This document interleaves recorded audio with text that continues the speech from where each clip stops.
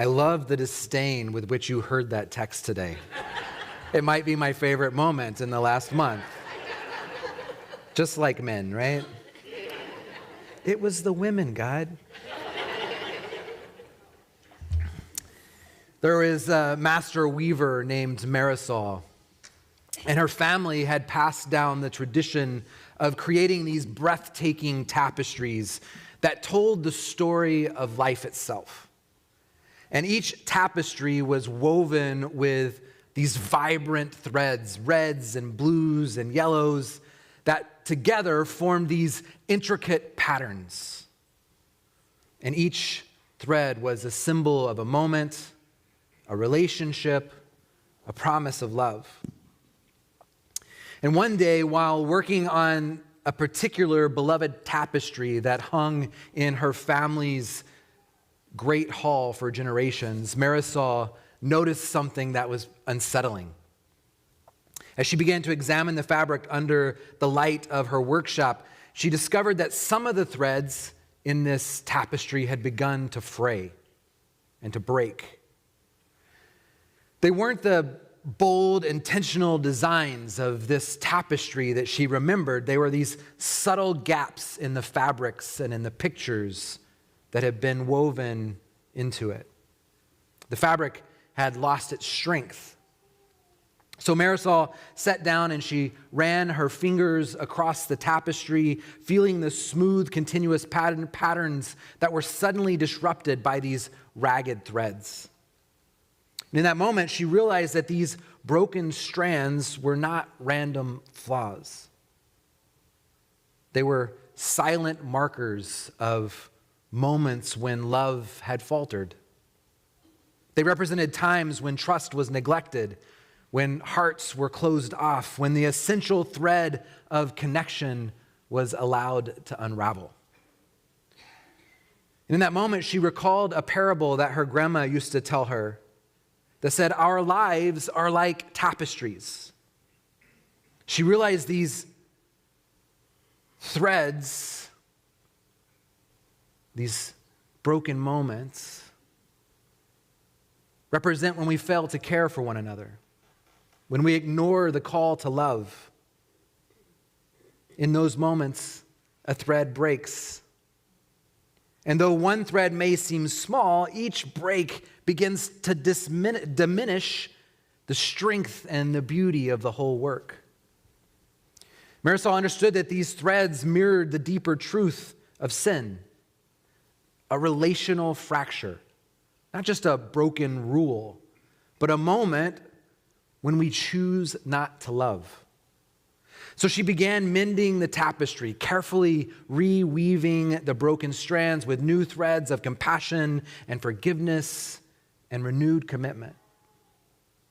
With each stitch, she wasn't simply repairing a piece of cloth. She was restoring a connection and a trust that lay at the heart of her family's legacy. Our lives are like tapestries. Reflect on the moments when a thread might have frayed, when we, in our human imperfection, failed to respond to God's invitation to love. And in recognizing these fractures, what we do is actually open a door to healing, to mending the broken bonds through the power of forgiveness and restorative love. Over the last month at St. Matthew, we've been journeying through a sermon called 1 John. And in this 5 weeks of reading through every verse of that book, what we heard was one repeatable, unchanging truth. God is love. He says, beloved, let us love one another, for love is from God. This has become our refrain over the last 5 weeks, a constant reminder that love isn't merely an abstract idea, but it is actually the very essence of who God is. So when God speaks of love, it's not a quiet, passive feeling. It's a dynamic call for action. It's an invitation to enter into a deep, transformative relationship with God and with one another. At St. Matthew, this foundational truth is woven into the fabric of our community. Imagine for a moment that the divine love that we've been learning about is our sacred DNA, a genetic code of grace and compassion that runs through every fiber of our beings. And just as DNA determines our unique identity, the love code of God embedded within us as his children also connects us. It connects us in this profound, invisible network, uniting us in the shared purpose and destiny and identity. And like DNA, this divine code is not dormant. It calls us to reflect God's love in our daily lives, and every act of kindness, every moment of listening, every gesture of care is a way for us to mirror the love that courses through our bodies. In the same way that DNA carries the blueprint of life, the love of God placed within us becomes the blueprint of how we relate to each other, how we relate to God, and even how we relate to ourselves. If God is love, then his children are love. And it invites us to live out justice and humility and deep relational connection with everybody we come in contact with. In essence, the love we inherit from God is the very foundation upon which our lives are built. It's both the source and the sustaining force for all community and connection. So if love is, as John says, the very fabric of our being, the code that connects us, then what happens when that code or that thread is disrupted? This brings us to a profound truth. Sin is not simply breaking rules. It's a relational fracture. It's the moment when we fail to honor our sacred DNA of love. It's a moment when we actually choose away from our humanity into something else. See, I think for too long we've seen sin merely as the breaking of some moral code, a checklist, right, of the transgressions over time. Church has been good at this throughout the centuries. We love to tell you what you shouldn't do. Each generation gives you a new list. I grew up, you're not supposed to play pool, you're not supposed to dance, you're not supposed to drink, you're not supposed to smoke. Next generation, we hand them a new set of rules, and we say, this is what it means to be a part of God. When the text tells us that what it means to be a part of God is to allow the love of God that is us to course through our being out into the world. And so in doing so, it's allowed us to become detached from the very reality of what our actions cause in our lives and in our relationships and in our world. We got here by embracing a view of sin that is merely an abstract disobedience, where the emphasis was on what rules were broken of whatever the newest code was that we held, rather than the reality of deep relational wounds inflicted. We see this in the life of and in the day of Jesus through the story of the Pharisees, right? Who gave people tons of rules, which communicated that if you break this rule, you're living in sin. While the real breach of broken relationship went pushed under the rug and tore at the identity of who we are as a community and as a people.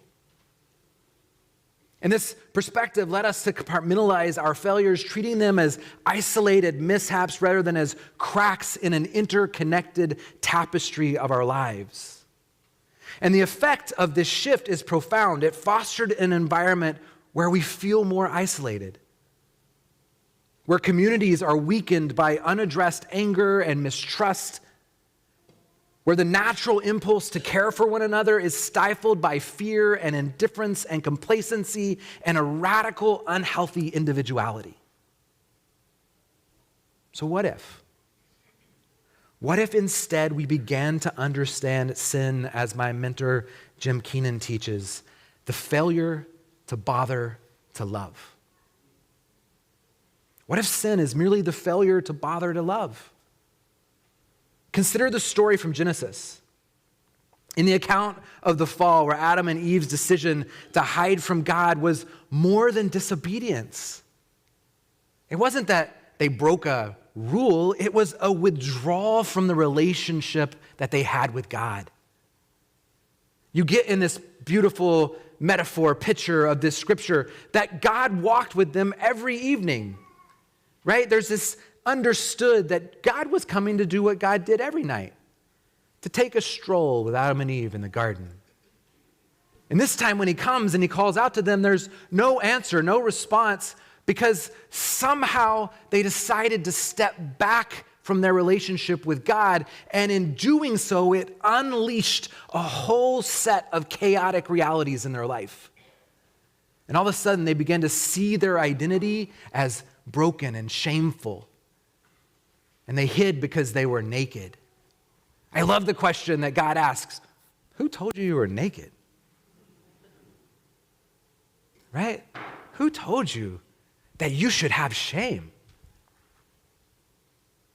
That's not what this is about. It's about being with me, walking with me in the cool of the evening. And that fracture, that connection to God, reoriented how they defined their own beings.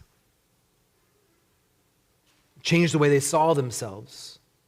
But get this, it didn't change the way that God saw them. God didn't tell them they were ever naked. God didn't tell them they should have shame. It's something they brought onto themselves. They lost sight of their own childness in their relationship of God. So later the story moves on, and Cain and Abel reveal how jealousy and unaddressed anger can tear apart the bonds of family relationships. Here, sin is not merely an isolated mistake, but it's a rupture in trust and intimacy, a failure to reflect the divine love that actually binds us and makes us who we are. In our lives today, whether we allow pride or fear or apathy to override our natural inclination to care, we are in effect breaking connection. Each time we choose to ignore a cry for help or to withhold our love, we introduce a tear into the tapestry of our relationships. And it's a tear that weakens the overall and overarching integrity of community and family and neighborhood and world. This understanding of sin as relational fracture, a failure to bother to love, challenges us to rethink our failures, not as these isolated misdeeds, but as a missed opportunity to engage fully with the love that is our identity. That's our heritage. It's who we are. And it reminds us that our daily choices, however small, contribute to this larger tapestry of connection and disconnection.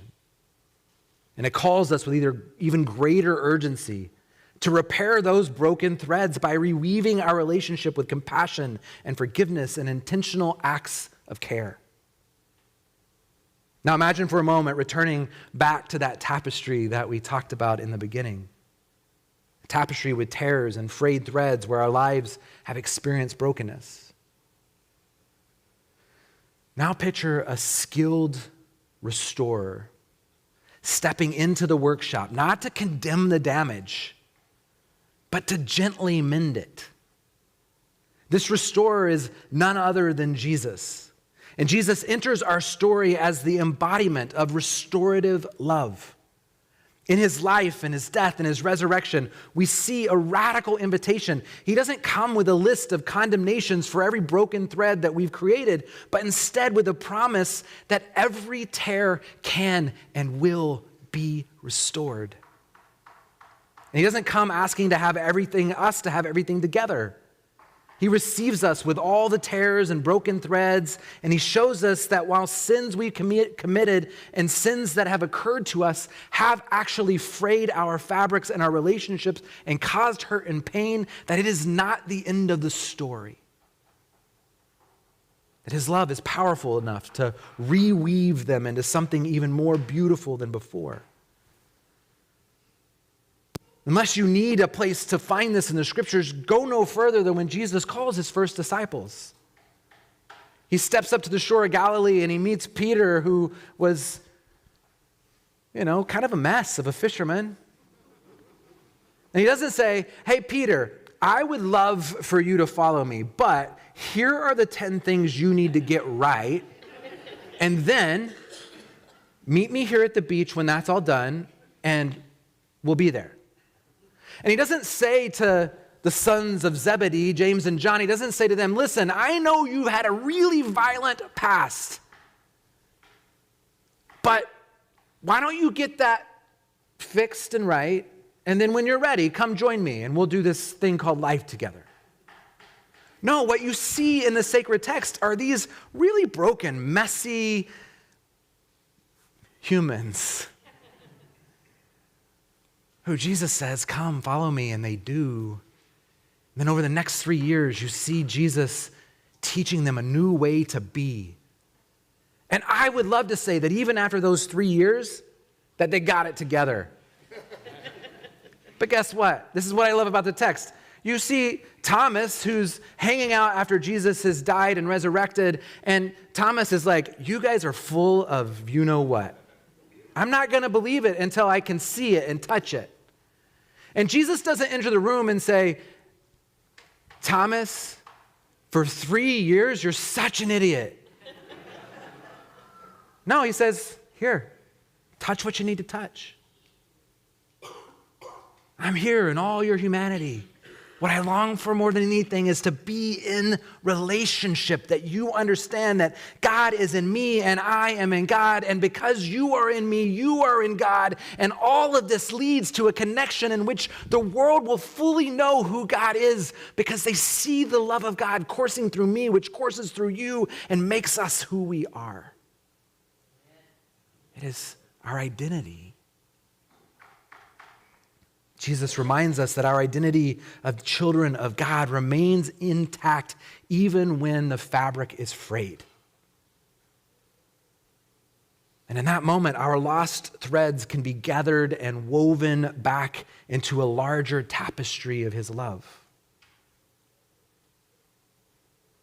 We see it again in Luke chapter 10 when Jesus is sitting with Mary and Martha is bustling around the kitchen, concerned with every detail of the meal, and Mary sits quietly at Jesus' feet.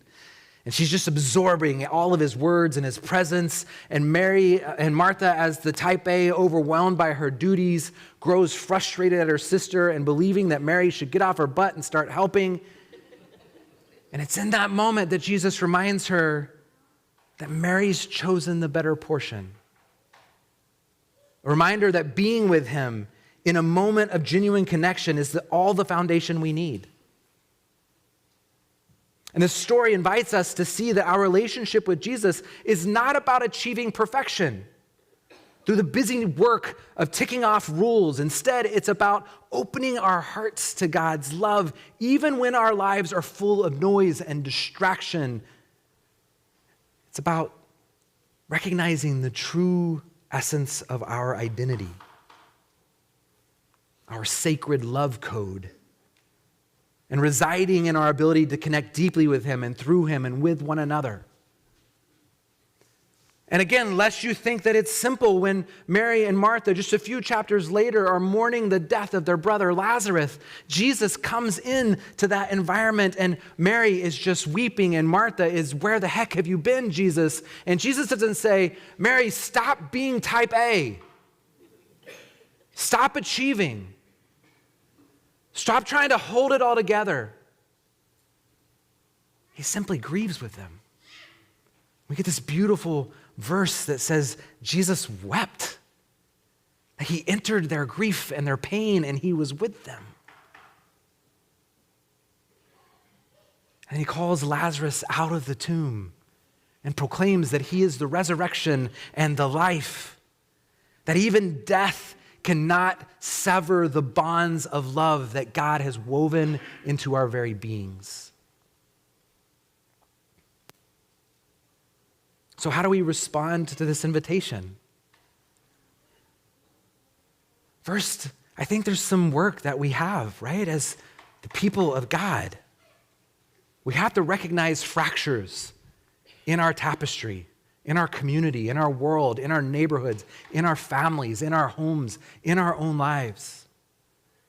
Each of us has at times turned away from the call to love, perhaps clinging on to our pride or harboring unspoken resentments or simply being too busy to bother to love. And acknowledging these moments, looking at our own tapestries and acknowledging these broken pieces helps us step forward into healing.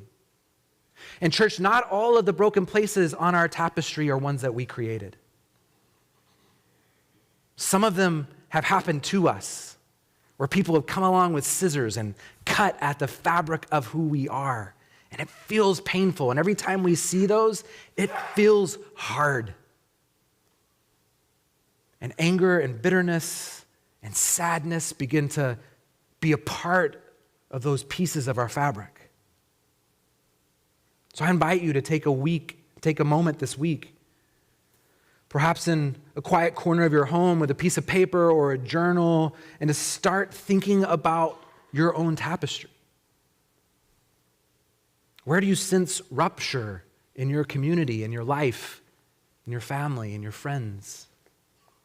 Where do you feel a tear as you rub your fingers along your life? Where have you neglected to listen, even to your own spirit? Where have you withheld love out of fear or anger or apathy? In what ways have you allowed mistrust to be the root of relationships because you've been hurt by somebody else in the past? It's by honestly examining these questions that we begin the process of disintegrating our old habits and letting go of apathy and self-centeredness.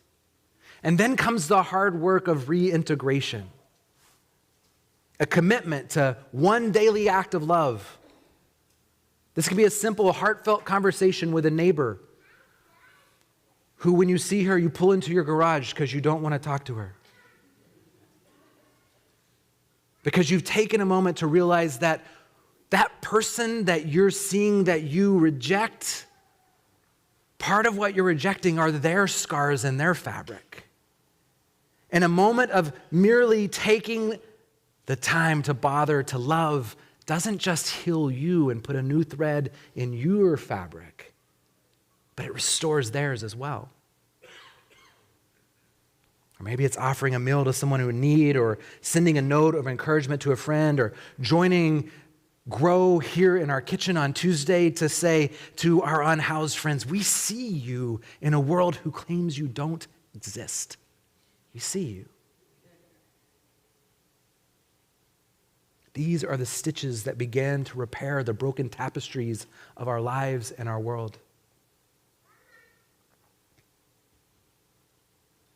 So today, let's commit to mending the tapestries of our lives by simply allowing the great mender space to call us into new ways. One thoughtful, loving thread at a time. Let us listen deeply, act generously, and reflect honestly. And as we do so, we not only heal ourselves, but contribute to the healing of our world. Please pray with me. Gracious God, whose love is the very fabric of our being, help us to see the fractures in our lives and in our community.